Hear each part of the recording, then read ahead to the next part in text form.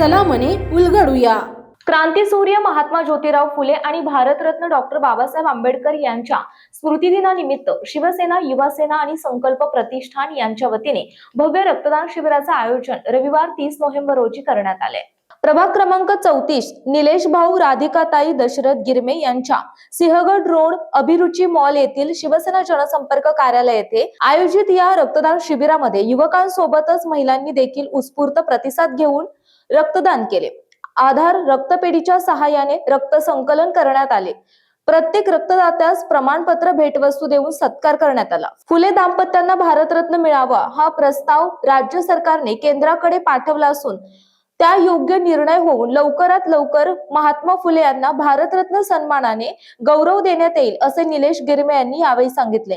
भिडेवाडा येथील संपूर्ण भव्य स्मारकाचे काम सुरू असून लवकरच त्याचे लोकार्पण मुख्यमंत्री, उपमुख्यमंत्री यांच्यासह अनेक मान्यवरांच्या उपस्थितीत करणार असल्याचे देखील त्यांनी सांगितलं आहे। आज दिनांक 30 तारखेला आपण या ठिकाणी रक्तदान शिबिराचं आयोजन केले।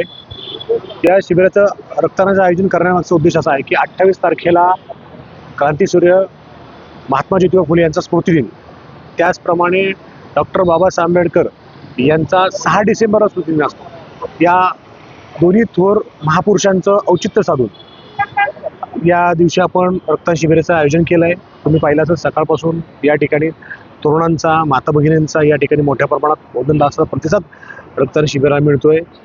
आपण दरवर्षी हा उपक्रम आयोजित करत असतो। याही वर्षी आपण हा उपक्रम आयोजित केला आहे। 28 तारखेला आपण महात्मा फुले वाडा, जिथे महात्मा फुले राहत होते, त्या ठिकाणी आपण दीपांजलीचा कार्यक्रम आयोजित केला होता।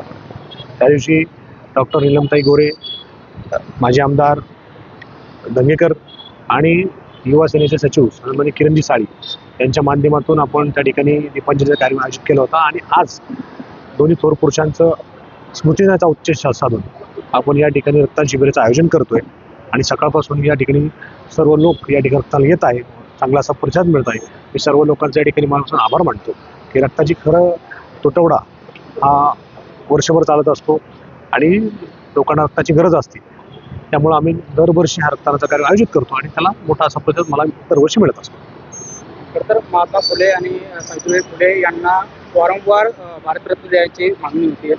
त्यासाठी काही पाठपुरावा आपल्याकडून होतोय का? आणि तुम्ही आता तुमच्याकडे अध्यक्षपद देखील आहे, तर स्मारकाचं काम नेमकं आता कसं चालू? महात्मा ज्योतिबा फुले, बाई सावित्रीबाई फुले यांना भारतरत्न मिळावा अशी आमची मागणी आहे। अशी आम्ही मागणी वेळोवेळी राज्याचे सन्माननीय तत्कालीन आत्ताचे मुख्यमंत्री आणि देवेंद्र फडणवीस आणि माजी मुख्यमंत्री आणि आत्ताचे उपमुख्यमंत्री सन्माननीय एकनाथजी शिंदे साहेब यांच्या माध्यमातून राज्य सरकार एक ठराव केला आणि त्या ठरावामध्ये महात्मा ज्योतिबा फुले व आई सावित्रीबाई फुले यांना भारतरत्न द्यावा अशी मागणी त्यांनी केंद्राकडे केली आहे। आणि ते लवकरच ते पूर्ण होईल अशी माझी देखील अपेक्षा आहे। कारण का त्यांनी शिक्षणापासून ते महिला शिक्षण करण्यापर्यंत असं फार मोठं काम या दोन्ही महापुरुषांचं आहे। आणि डॉक्टर बाबासाहेब आंबेडकरांचं उल्लेखनीय कार्य आपल्या सर्वांना माहीतच आहे। त्यामुळे या थोर पुरुषांच्या मार्गदर्शनाखाली, आशीर्वादाखाली आम्ही या ठिकाणी असे वेगवेगळे उपक्रम, समाज हिताचे उपक्रम आपण राबवत असतो आणि त्याला उदंड असा प्रतिसाद मला जनतेतनं मिळत असतो। स्मारकाचं काम नेमकं आता कुठपर्यंत आलंय? स्मारकाचं काम तुम्ही पाहिलं असेल की ज्या ठिकाणी मुलींची पहिली शाळा, जी भिडेवाडा म्हणून ओळखली जाते, त्याचं काम आता जवळजवळ 50 ते 60% पूर्ण झालंय। संपूर्ण स्ट्रक्चर या ठिकाणी उभं झालंय आणि आता काही दिवसातच त्याचं आपण उद्घाटन आपण या ठिकाणी ठेवणार आहोत। आणि भव्य असं स्मारक दगडूशेठच्या समोर, जिथं मुलींची पहिली शाळा आई सावित्रीबाई फुले यांनी, क्रांतीसूर्य महात्मा ज्योतिबा फुले यांनी चालू केली, त्या शाळेचं लवकरात लवकर आपण या ठिकाणी उद्घाटन आपण या ठिकाणी राज्याचे उपमुख्यमंत्री, राज्याचे मुख्यमंत्री यांच्या हस्ते या ठिकाणी आपण लवकरच करतो।